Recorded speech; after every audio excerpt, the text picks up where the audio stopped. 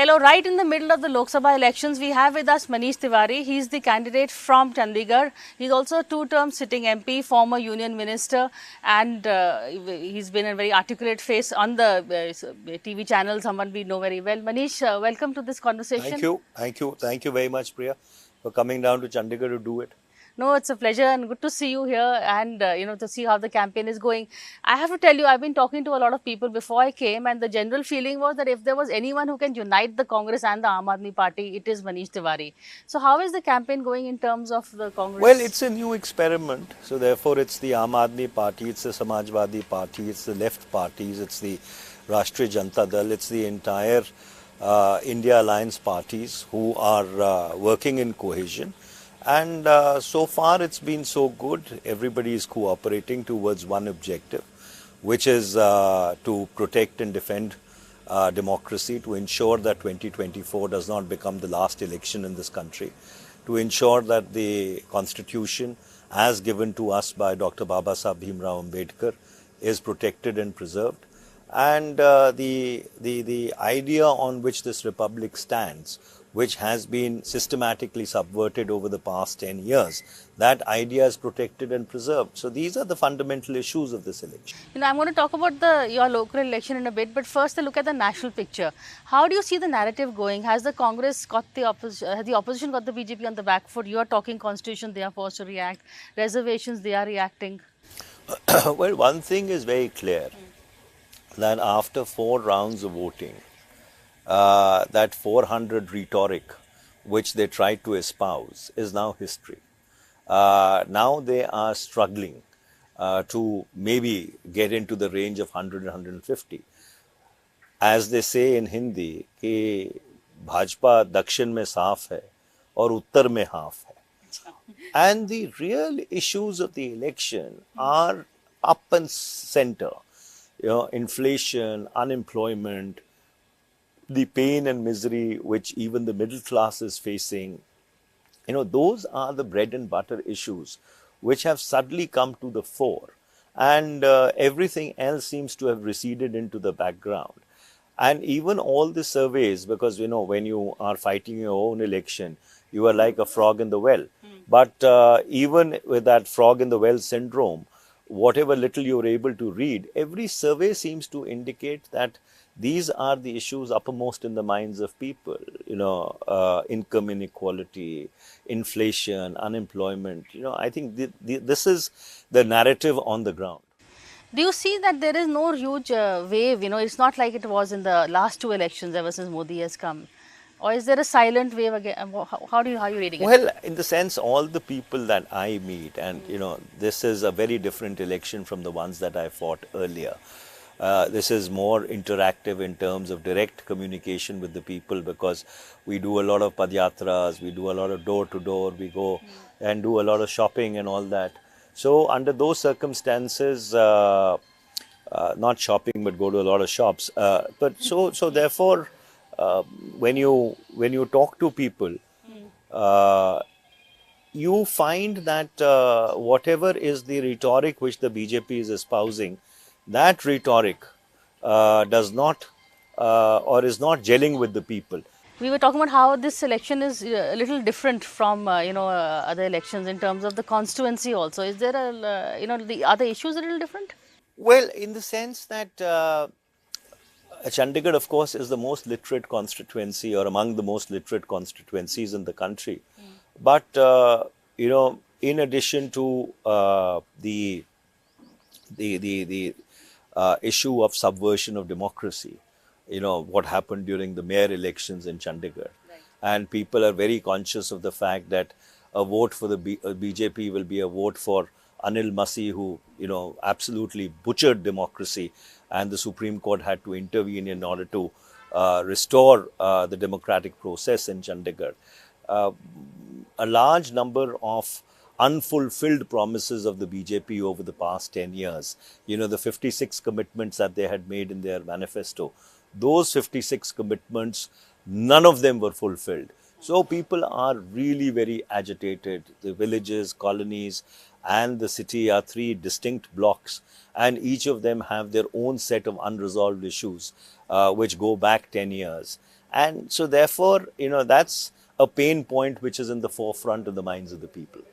Has this whole Hindu-Muslim rhetoric that is we see especially in the heartland, has that percolated over here? Absolutely not. You see, the thing is, Chandigarh is a microcosm of India. It is a melting pot. So you have people from Kerala, from Tamil Nadu, from Andhra Pradesh, from UP, from Bihar, from Madhya Pradesh in very, very large numbers, right? You have all communities residing cheek to jowl out here. So and plus that is underlaid by the syncretic culture of Punjab, which has a very, very prominent imprint on the ethos of Chandigarh. And the culture or the composite culture of Punjab is best summed up by one line of Guru Nanak Dev Ji, ki manas ki jaat sabbe ek pehchan. So that's a thread which runs through the milieu of the city. So under those circumstances, the BJP attempts to play its old game of division, but it really does not work out in that manner. So the BJP is saying that you are going to actually take reservations away from the OBCs and give it to the Muslims. That whole thing of... Nothing could be more nonsensical than that. A reservation to the scheduled castes and the scheduled tribes is guaranteed by the constitution. Right. Reservations to the OBCs was upheld by the Supreme Court in the Indira Sahni judgment, right? And so no government can actually even think of tampering with the reservations which are constitutionally ordained. So this only reflects the frustration and of the BJP that they are trying to play that entire divisive game again, but it doesn't really work. People can now see through the veneer, and the sheen has worn off. As I said, the pain of the last 10 years is now up front and center with the people. Do you think Arvind Kejriwal's arrest has sparked off some kind of a sympathy for him, or is it going to backfire against, because the whole corruption plan that Kejriwal has been talking about, now he's caught in it? Well, everybody, at least in this part of the country, feels that Mr. Arvind Kejriwal and his colleagues are the victims of a political conspiracy. A political conspiracy which essentially is aimed at ensuring that dissent is completely squelched in this country. And under those circumstances, everybody that I have spoken to in Chandigarh feels that Mr. Kejriwal's arrest was an act of political vendetta. And do you see the India Alliance working in terms of... Well, it's a new experiment. So but therefore, are you pleasantly surprised by the way the... So therefore, it's a new experiment, but the enthusiasm is immense. And we are trying our best to see that we all gel together. But the participation of all the India Alliance partners in every event that we have done is overwhelming. Manish ji, ये आपका चंडीगढ़ से लड़ना, इसके बारे में आपने ये seat कैसे चुनी, और कांग्रेस पार्टी ने भी जो आपके ऊपर डिसाइड किया, क्योंकि और भी उम्मीदवार थे, उसके बारे में थोड़ा बताइए। मेरी पैदाइश चंडीगढ़ में हुई, मैं स्कूल, कॉलेज, विश्वविद्यालय यहाँ पे किया है। मेरी जो राजनीतिक सफ़र है वो यहाँ से शुरू हुआ। मेरे पिताजी की शहादत इस शहर में हुई। उनको आतंकवादियों ने 3 अप्रैल 1984 को शहीद कर दिया था। और हमारे परिवार का खून चंडीगढ़ की मिट्टी में मिला हुआ है, और इसलिए मेरा एक भावनात्मक लगाव है इस शहर के साथ। मेरे को पहले कांग्रेस पार्टी ने 2 बहुत ही महत्वपूर्ण जगह पर सेवा करने का और प्रतिनिधित्व करने का मौका दिया। लुधियाना, जहां बहुत सारा प्यार लोगों ने दिया, उसके बाद श्री आनंदपुर साहब, जो गुरुओं की, पीरों की, फ़कीरों की धरती है, एक बार फिर वहाँ पे भी बहुत प्यार और सत्कार लोगों ने दिया। और उसी धरती के आशीर्वाद से आज मैं अपने जन्मभूमि की सेवा करने के लिए आया हूँ। और पिछले 1 महीने में लोगों का बहुत प्यार और बहुत ही स्नेह मुझे मिला है, और मैं उम्मीद करता हूँ कि सारे इंडिया अलायंस के समर्थन से ये जो प्यार और स्नेह है ये मतदान में तब्दील होगा। पर आपके खिलाफ जो खड़े हैं वो तो आपको आउटसाइडर कहते हैं। देखिए, ऐसा है कि चंडीगढ़ की जनता जानती है कि संजय टंडन को वोट देने का मतलब अनिल मसीह को वोट देना है, जिसने चंडीगढ़ में लोकतंत्र की हत्या की थी। और अगर उच्चतम न्यायालय दखल अंदाजी ना करता तो इन्होंने तो लोकतंत्र की हत्या करके उसका क्रियाक्रम कर ही दिया था। तो इसलिए चंडीगढ़ के लोग बहुत जागरूक हैं, और तो ही ये जो पैनिक दिखाई देता है कि जब हमने अपना नामांकन दाखिल किया उसमें हजारों की तादाद में लोग उमड़ के आए। और अगर आप हमारे नामांकन के वीडियो देखें और श्री संजय टंडन के नामांकन के वीडियो देखें तो वो तो अकेले एक ट्रक में घूम रहे थे और स्कूटर और मोटरसाइकिल भी उनको ओवरटेक कर रहे थे।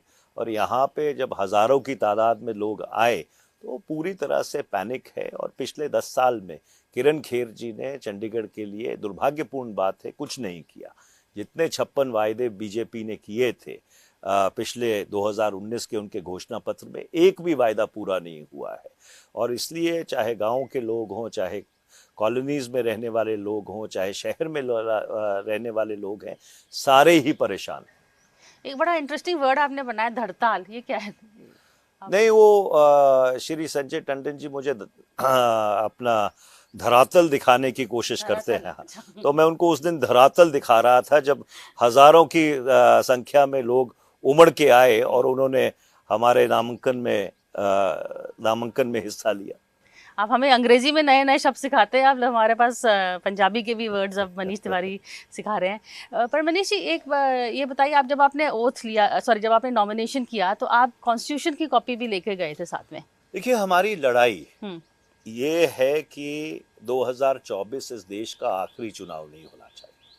भारतीय जनता पार्टी इसको वन पार्टी स्टेट में तब्दील करना चाहती है। भारतीय जनता पार्टी भारत के संविधान को खारिज करके, जो बाबा साहब डॉक्टर भीमराव अंबेडकर जी ने हमको दिया, अपना संविधान लागू करना चाहती है, जिसमें शायद ये मूलभूत अधिकार नहीं होंगे। इसलिए हम संविधान की 2 प्रतियां, एक अंग्रेजी में एक हिंदी में, अपने साथ लेके गए थे, लोगों को एक संदेश देने के लिए कि हम संविधान की रक्षा करने के लिए ये चुनाव लड़ रहे हैं।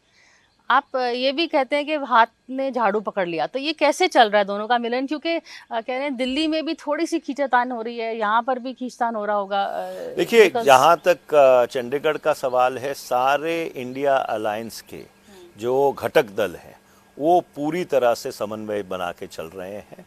और ये बिल्कुल सही बात है कि हाथ ने झाड़ू पकड़ रखा है चंडीगढ़ में। ये जो द्वेष की राजनीति है, ये जो सीबीआई, ईडी, इनकम टैक्स की राजनीति है, इसको पूरी तरह से समाप्त करने के लिए। और इसलिए ये बहुत ज़रूरी है कि पिछले 10 वर्ष में जो एक डर पैदा किया गया है इस मुल्क में कि हर व्यक्ति व्हाट्सएप के ऊपर बात करना पसंद करता है, फेस टाइम पे बात करना पसंद करता है, हर आदमी को ये लगता है कि सरकार मेरी बात सुन रही है, सरकार मेरे निजी मामलों में दखल दे रही है, ये जो डर का एक वातावरण बनाया गया है, इसको समाप्त करने के लिए हम लोग सब एकत्रित हुए हैं। और इसीलिए मैं कहता हूँ कि हाथ ने झाड़ू पकड़ा है। चंडीगढ़ में क्या मुद्दे हैं जो आप जिसको? सबसे प्राथमिक मुद्दा तो ये है कि यहाँ पे जो उच्चतम न्यायालय ने share by sale of property पे रोक लगाई है, उसके ऊपर कानून लाने की ज़रूरत है। उससे लोग बहुत ज़्यादा परेशान हैं और मैंने कहा है कि हम संसद में कानून लेके आएंगे। दूसरा, जो यहाँ पे रीसेटलमेंट कॉलोनीज़ हैं, वहाँ पे लोगों को अपने मकानों के मालिकाना हक दिलाने की जो मांग है वो बड़ी देर से लंबित है। पिछले 10 साल में कुछ नहीं हुआ। इसके साथ साथ चंडीगढ़ हाउसिंग बोर्ड के जो 62,000 मकान हैं, उसमें नीड बेस्ड चेंजेस जो की गई हैं, उनको रेगुलराइज करने की ज़रूरत है। जो 22 गांव हैं जिनकी ज़मीन पे ऊपर चंडीगढ़ बसा हुआ है, उनको उनकी लाल लकीर या लाल डोरा को एक्सटेंड करने की बात है। तो ये सारे मुद्दे हैं जो लोगों को बहुत उत्तेजित कर रहे हैं। पर सबसे ज़्यादा महंगाई और बेरोज़गारी, लोग तराही कर रहे हैं, गृहिणी के आंसू बह रहे हैं और इसलिए लोग बदलाव चाह रहे हैं। बीजेपी कहती है कि विमेन और जो विमेन का वोट है वो उनके लिए उनकी तरफ जाएगा, तो उसके बारे में आप कुछ क्या देखिए स्पेसिफिकली एड्रेस कर रहे हैं? देखिए मैं तो जितनी महिलाओं से मिला हूँ या औरतों से मिला हूँ प्रचार के दौरान, वो तो सब क्या कहते हैं, इतनी त्रस्त हैं कि वो बोलते हैं कि घर का बजट बैलेंस करना मुश्किल हो गया है। 384 रुपए का सिलेंडर गैस का इन्होंने 1300 रुपए पे पहुंचा दिया। पेट्रोल और डीजल की जो कीमतें हैं आसमान छू रही हैं। जो रोज़मर्रा की चीज़ें हैं वो रोज़मर्रा की चीज़ें खरीदनी मुश्किल हो गई हैं। तो पता नहीं कि इनको कहाँ से लगता है कि महिलाएं इनको वोट देंगी। जहाँ तक मेरा अंदाज़ा है कि महिलाएं सही में महंगाई से बहुत त्रस्त हैं। ये जो इंडिया का गठबंधन जो हो रहा है, तो राहुल गांधी को आप कैसे देख रहे हैं, कैसे उभर रहे हैं आपके नेता? देखिए, श्री राहुल गांधी ने जो दो यात्राएं की हैं, भारत जोड़ो यात्रा और भारत न्याय यात्रा, उससे एक देश में नया रक्त संचार हुआ है, एक नई ऊर्जा आई है और उनकी छवि भी एक बड़े प्रतिभाशाली नेता के रूप में उभर के आई है। तो वो इंडिया अलायंस को जोड़ने का, एक समन्वय बनाने का काम कर रहे हैं। अच्छा, आखिरी में थोड़े चंडीगढ़ और आपके कनेक्शन के बारे में थोड़ा और बताइए। आप यहाँ पे सुना है कि जब आप मॉर्निंग वॉक्स में भी जाते हैं तो काफ़ी लोगों से परिचय है आपका। और देखिए, क्योंकि मैं स्कूल, कॉलेज, विश्वविद्यालय यहाँ से किया है, तो अपना बहुत सारे लोग ऐसे हैं जिनसे मेरा संबंध है। मेरे पिताजी पंजाब यूनिवर्सिटी चंडीगढ़ में पंजाबी के प्रोफेसर थे, नामजद सदस्य थे राज्यसभा के। उनका एक अपना इस शहर में योगदान रहा है। मेरी माताजी जो पीजीआई हॉस्पिटल है और ये उत्तर भारत का सबसे बड़ा अस्पताल है, उसकी डीन रही हैं। उन्होंने 38 साल अपनी ज़िंदगी के लोगों की बतौर डॉक्टर सेवा करते हुए बिताए हैं। तो एक उनकी भी प्रतिभा है, उनका भी आशीर्वाद है। तो इस सब को मिलाकर मैंने जैसे पहले कहा, बहुत प्रेम और स्नेह लोगों से मिल रहा है। पर आतंकवाद के बारे में थोड़ा, बिकॉज आपके फादर पहले one of the first victims थे पंजाब में जब हुआ था, तो पंजाब बॉर्डर स्टेट है तो उसकी अलग ज़रूरतें हैं और आप फर्स्ट हैंड शायद जानते हैं। तो ये जो आतंकवाद की समस्या है, जब तक पाकिस्तान एक ऐसा मुल्क रहेगा जहां पे एक देश के पास फौज नहीं है पर एक फौज के पास देश है, तो वो दक्षिण एशिया में अस्थिरता पैदा करते रहेंगे। और ये लॉन्ग टर्म चुनौती है भारत के लिए। और जो उनका चीन से एक रिश्ता नाता है क्लाइंट स्टेट का, वो इस चीज को और ज्यादा, तो इसलिए जहां तक पंजाब और जम्मू कश्मीर का सवाल है, लोगों को एकत्रित रख के और जो लोगों में आपसी भाईचारा है, वो ही सबसे बड़ी इंश्योरेंस है कि भारत की एकता और अखंडता सुदृढ़ रहे। मुझे दिल्ली में कह रहे थे कि जो सिख कम्युनिटी के साथ जो कांग्रेस का लगाव है, वो जो उनका भरोसा है कांग्रेस के ऊपर, वो थोड़ा वापस आ रहा है, क्योंकि दूसरी तरफ बीजेपी ने फार्मर्स एजिटेशन के बाद बिल्कुल ही उनको देखिए, पंजाब की जो पृष्ठभूमि है वो पूरी तरह से पंथ निरपेक्ष है, क्योंकि जो गुरु साहिबान रहे हैं और जो यहाँ पे और धर्मों से संबंधित लोग रहे हैं, उन्होंने इसको बिल्कुल पंथ निरपेक्ष बनाया है। और इसलिए ये कोशिश है कि उस एकता को बरकरार रखा जाए। और पंजाब में कभी हिंदू और सिख का, और चंडीगढ़ भी क्योंकि उसी रीजन का एक्सटेंशन है, पंजाब में कभी भी हिंदू और सिख का फर्क नहीं रहा है, जिसको पंजाबी में कहते हैं 9 मास का साथ रहा। ठीक, आखिरी में आपकी बेटी भी मदद कर रही है आपके कैंपेन में? दिस इज देखिए, वो वकील है पेशे से, और अच्छा। तो उसको दिलचस्पी थी कि वो आके मदद करे, और मुझे लगता है शायद मेरे से बेहतर प्रचार कर रही हैं। अच्छा, वकालत से politics, why not. But Manish ji, thank you, आपने इंडिया न्यूज़ और न्यूज़ एक से बात की। Thank you so much for this.